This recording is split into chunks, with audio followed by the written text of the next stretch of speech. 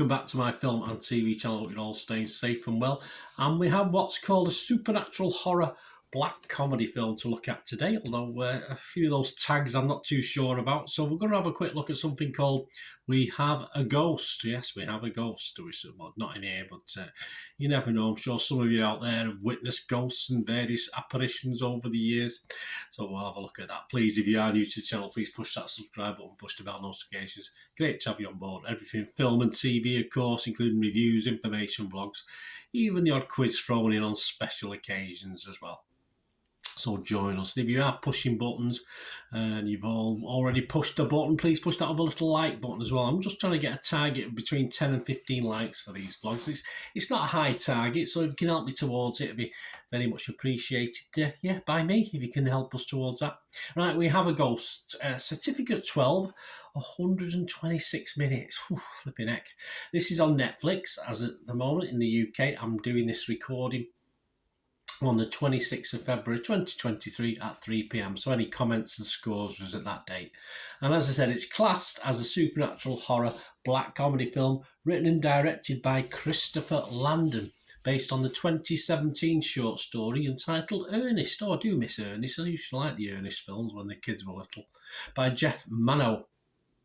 Rotten Tomatoes audience, what are they thinking? Well, they quite like it. 68% positivity, 3.6 out of 5. Internet Movie Database, not a total disaster, 6.2 out of 10, and that's almost 4,500 scores and reviews.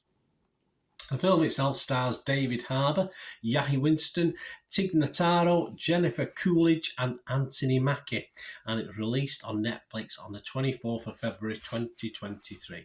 And what's it about? Well, after discovering, there's a ghost in it, after discovering their new home is haunted by a ghost named Ernest, Kevin's father creates a YouTube channel and makes the ghost and his family internet famous. However, when Kevin and Ernest start to uncover the truth about Ernest's past, they become a target of the CIA. There you go. Ghostbusters even. Rotten Tomatoes, the critics, what are they thinking? Well, the public sort of like it by the looks of it. Rotten Tomatoes, not so impressed. An approval rating of 45% based on 44 reviews. Just an average rating of 5.3 out of 10, so a little bit below that magical 6 out of 10 I like to see. That's 20 fresh, but 24 rotten. Chicago Sun-Times' Richard Roper, he liked it. He was fresh. He said, there are times when We Have a Ghost is too corny for its own good. Probably most of the time for me. And the reveal about what happened to Ernest is kind of out of left field. Yeah, sort of. Still, the cast is wonderful. They're okay. The laughs are frequent. Probably not for me. And the ending is truly touching. Well, I can't disagree with that, Richard. I'll give you that little bit at the end. Benjamin Lee from The Guardian.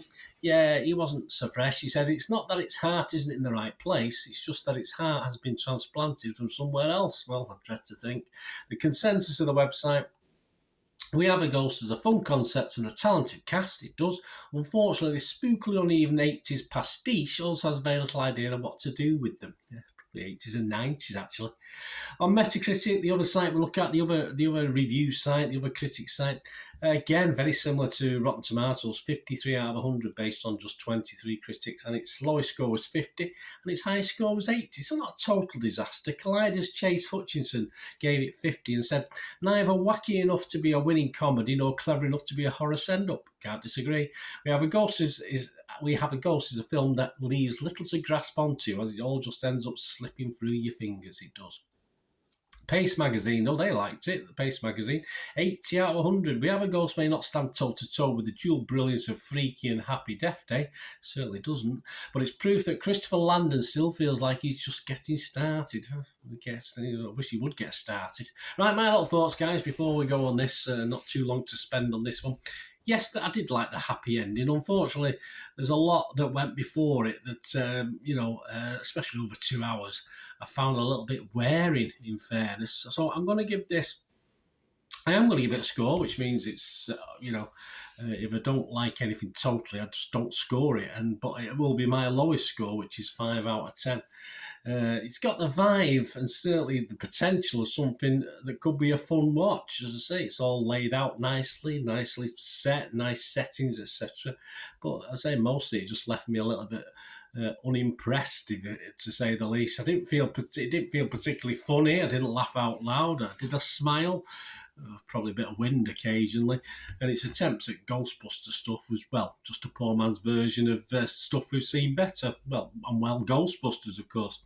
A good cast, sadly, pretty much wasted on this effort. And it did remind me a little bit when it started off. It was going to be a bit like old Eddie Murphy's.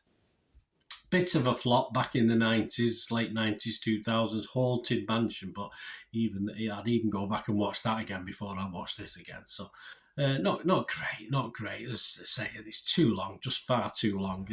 If you took out 40 minutes, an hour and 20, it might have been slightly better, but that's pushing it a bit. Let me know what you think, guys. Anyway, I say it didn't tickle my funny bone, that's for sure. For a black comedy, it just didn't really work for me.